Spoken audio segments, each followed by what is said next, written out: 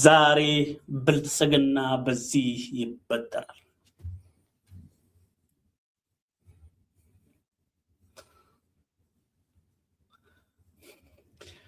ሼር አድርጉ፣ ሰብስክራይብ አድርጉ። ዩቲዩብ ላይ የምትከታተሉ ፌስቡክ ላይ ፎሎ አድርጉኝ። የሚሊዮኖች ድምፅ በመሆን ኢትዮጵያን በጋራ እንታደጋታለን።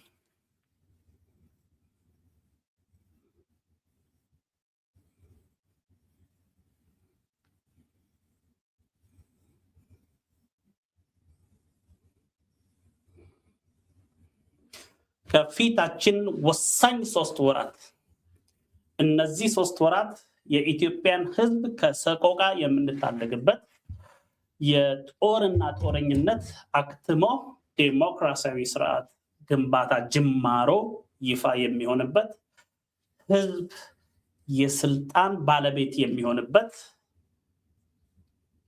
ወሳኝ ወራት ናቸው።